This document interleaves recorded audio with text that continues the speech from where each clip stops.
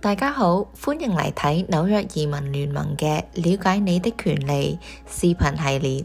今日我會同你解釋我哋嘅權利，同埋如果移民執法人員俗稱為 ICE 嚟到你屋企嘅時候，應該點樣使用呢啲權利。無論移民身份如何，喺美國每一個人都有權利。我哋都有權利保持沉默，唔回答問題，並拒絕搜查我哋嘅本人、住所同財物。喺你同 ICE 互動嗰陣，呢啲權利仍然適用。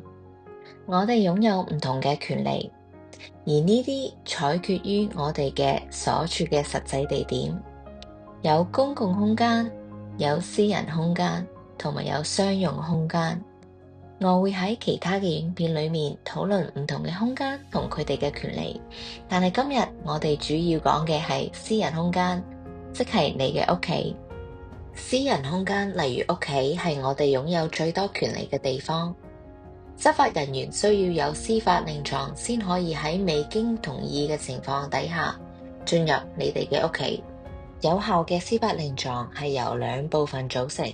首先要有佢哋想揾嘅人嘅姓名，或者佢哋想進入嘅住所嘅地址。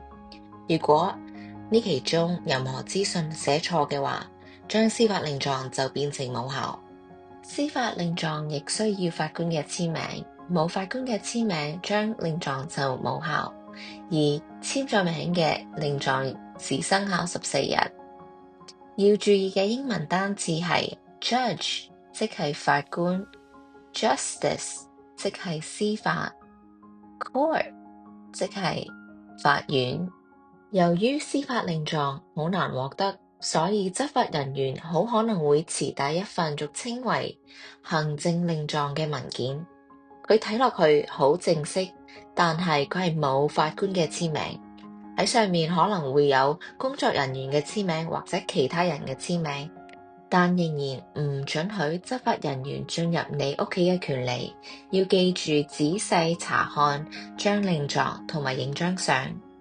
有時執法人員會用謊言或者恐嚇嘅手段進入你嘅屋企，佢哋可能會扮揾緊目擊者，或者要求睇下你嘅樣，睇下你係咪犯罪嘅嫌疑人。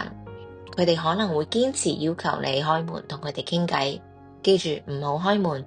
話俾佢哋知你有權保持沉默。而家我哋嚟睇下喺屋企同執法人員互動嘅時候，點樣可以運用我哋嘅權利。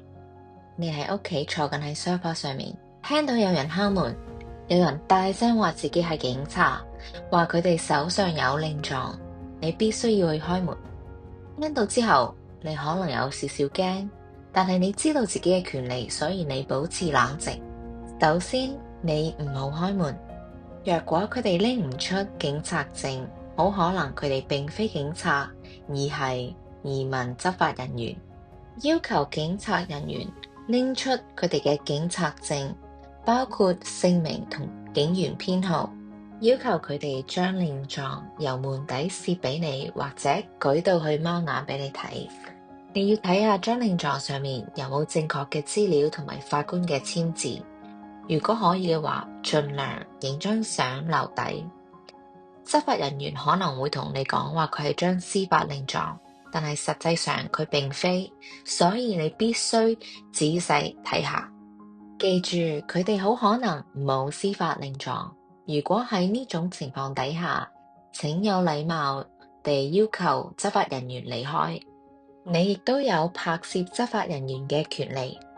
同 ICE 接觸之後，你應該記低你記得嘅任何資訊，包括接觸嘅時間同地點，執法人員嘅衣着行為，佢哋係咪講大話或者要挾同埋恐嚇，佢哋有冇令狀，同埋如果你拒絕佢哋進入，佢哋嘅行為係點。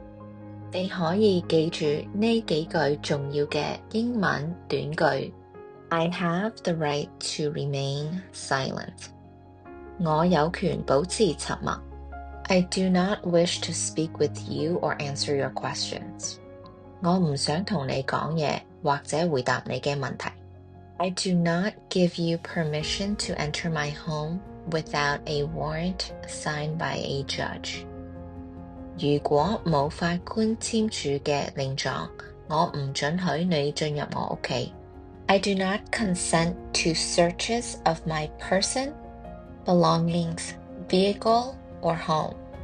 我唔同意對我本人、財物、車或住處進行搜查。If I am detained, I want to contact my attorney immediately.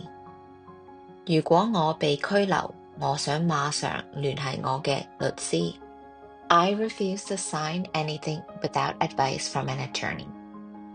喺未經律師建議之前，我拒絕簽任何文件。若要舉報同 ICE 互動，請打俾 Immigrant Defense Project， 電話號碼係212-752-6422。ICE 移民執法人員上門可能會令人好驚，但係你要保持冷靜，同埋記住你所擁有嘅權利。同屋企人商量定你哋嘅計劃，同埋記住重要嘅電話號碼。有關同 ICE 互動以及點樣可以保護自己嘅更多資訊，請瀏覽我哋嘅網站 nyic.org。多謝你嘅收睇。